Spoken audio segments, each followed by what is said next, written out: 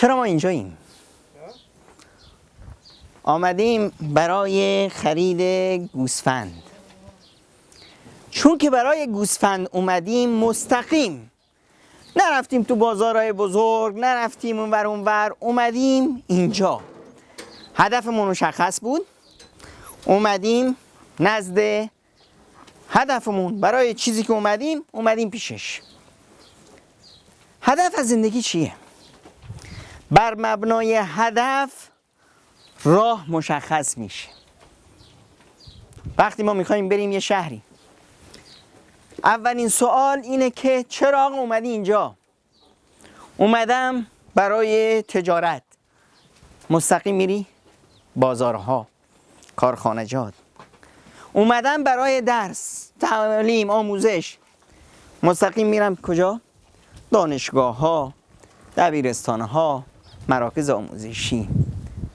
اومدم آقا برای نمیدونم درمان. میرم کجا؟ میرم در پی بیمارستان ها و مراکز بهداشتی و صحت و اینجور درمانی. هدف از زندگی چیه؟ ما انسان ها و جن ها آن رو درست نکردیم مگر برای عبادت خداوند متعال. وقتی هدف مشخص شد، همه برنامه زندگی بر هدف میچرخه. من وقتی رفتم لندن برای آموزش چیکار کردم؟ اول رفتم دانشگاهی که میخوام درس بخونم رو انتخاب کردم.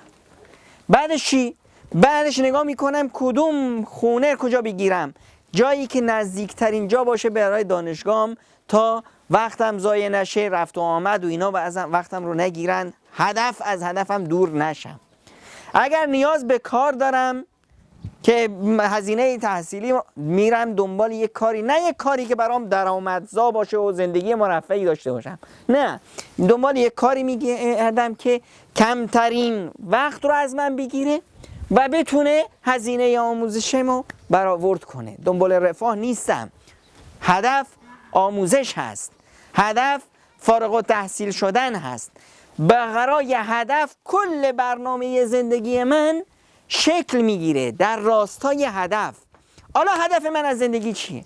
هدفم آقا رسیدن به رضایت خداوند هست. هدف من اینه که به بهشت بر این دست پیدا کنم. هدف من اینه که خودم رو در کنار خودم داشته باشم. اگر هدف من خداست، هدف من رسیدن به رضوان خداست، الان خونه و زندگیم باید در اتجاه هدف باشه.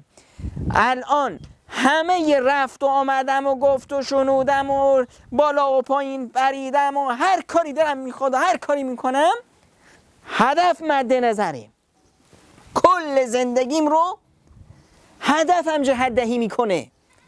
اما هر وقت که از هدف دور شدم، اونجاست که دیگه خود همین آدمیان و اطرافیان کمترین حرفی که به من بزنن میگن آدم احمقی هست. مگه نه وقتی که مثلا طرف میره یه جایی، خب پدر بزرگش رو برده به اصطلاح فرانسه برای درمان، خب چیکار کرده؟ رفته دنبال گردشگاه ها و نمیدونم جاهای خوشگل و فلان. بابا تو نرفتی سیاحت. وقتی میری برای یک گردش و توریستی، خب میری جاهای دیدنی رو، اونا رو نگاه میکنی. اما وقتی میری برای درمان، دیگه دنبال بیمارستان ها و متخصصین اون بیماری میری. اگر نه بیمارت رو رها کردی، رفتی دنبال بهترین رستوران ها، بیمارت رو رها کردی، رفتی دنبال دانشگاه ها، مردم دیگه به عقلت شک میکنن. تو رو برای چی فرستادیم؟ دنبال هدفت نرفتی، هدف رو گذاشتی کنار و به چیزهای اینور و اونوری مشغول شدی.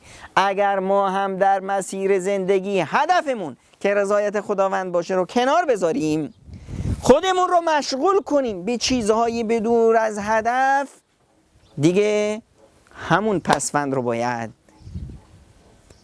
به اون شخص داد که واقعا آدم احمق و نفهم و نادانی باید باشه که هدف رو رها کرده، به چیزهای دیگه خودش رو مشغول کرده، اینها از بین میرن، به هدف هم نمیرسه. پس تنها راه موفقیت چیه؟ اینه که بدونیم ما رو خداوند واسه چی خلق کرده؟ و ما خلقت الجن والانس الا لیعبدون. هدف پس عبادت خداوند هست، هدف رسیدن به رضایت خداوند هست، هدف اینه که دنیامون رو، زندگیمون رو جهت دهی کنیم برای رسیدن به هدفمون.